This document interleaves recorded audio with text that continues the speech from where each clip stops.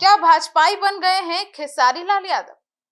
जी हाँ, हम वही खेसारी लाल यादव की बात कर रहे हैं जो भोजपुरी सुपरस्टार है। उनके लाखों करोड़ों फैंस हैं और वे लगभग इस बार चुनाव में भी बिहार विधानसभा चुनाव में आरजेडी के तरफ से उम्मीदवार भी बन चुके हैं। आपको बता दें कि खेसारी लाल यादव जो कि अभी उनके सुर बदले बदले नजर आ रहे हैं।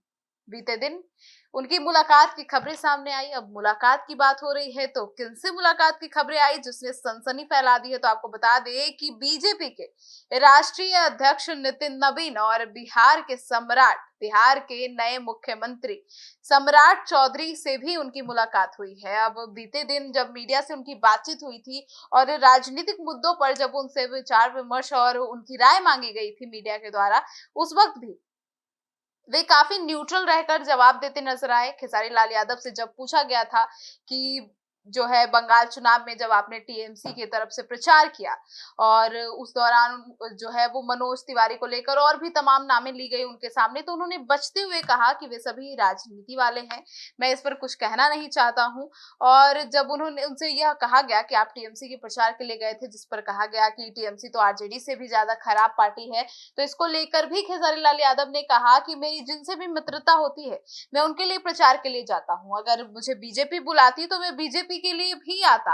अब यहीं से राजनीतिक खिचड़ी पकनी शुरू हो गई और जस्ट इस बयान के बाद फिर उनकी जो है बीजेपी के राष्ट्रीय अध्यक्ष नितिन नवीन के साथ मुलाकात, सम्राट चौधरी के साथ मुलाकात, अब बहुत कुछ बयां करते हैं। अब बीते दिन जो है वो खेसारी लाल यादव जो है वो काफी चर्चा में रहे। उन्होंने अपने बयान में बिहार में जो अभी स्थिति चल रही है, बिहार ही नहीं बल्कि पूरे देश में, जो नरेंद्र मोदी ने जिससे सभी लोगों को आगाह किया है, इस पर भी उन्होंने टिप्पणी करते हुए कहा कि नरेंद्र मोदी जी जो हमारे प्रधानमंत्री जी हैं, उन्हें तमाम बड़े कलाकारों हो गए या बिजनेसमैन हो गए जो जनता से कमाए हैं, उन्हें अब जनता की मदद के लिए आगे आना चाहिए। उनसे अपील करनी चाहिए प्रधानमंत्री जी को कि वे जो गरीब लोग हैं उन्हें के समर्थन में कुछ डोनेट करें, कुछ राशि दे, उसमें मैं भी हो सकता हूँ।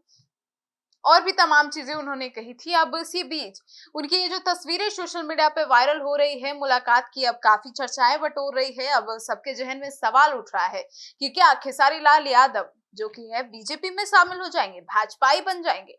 वहीं तेजस्वी यादव के आरजेडी से उन्होंने चुनाव लड़ा था और उनका प्रदर्शन भी काफी अच्छा रहा था, पर जीत हासिल नहीं कर पाए। लेकिन खेसारी लाल यादव जो है कहीं ना कहीं यादव समुदाय के लोग जो है उनसे ज्यादा प्रभावित होते हैं, कहीं ना कहीं उन्हें अपने मतलब जगह से, अपने जो है उनके कौम से निकले हुए एक स्टार की तरह देखते हैं। अब जो खबरें आ रही हैं कि वे बीजेपी में शामिल हो जाएंगे या नहीं, हालांकि इन तमाम खबरों की हम पुष्टि नहीं करते। ये तमाम चीजें राजनीतिक गलियारों में चल रही अफवाहों का एक खाका है जो हम आपके पास पेश कर रहे हैं। अब देखना होगा कि आखिर खेसारी लाल यादव को लेकर ये जो खिचड़ी पक रही है ये कहां तक जाती है और इसका स्वाद क्या होता है, और क्या ये खिचड़ी सच में रंग लाती है या नहीं रंग लाती है। अब देखना होगा कि इस पर खेसारी लाल यादव से जब अगली बार मुलाकात होगी तो वे क्या बयान देते हैं।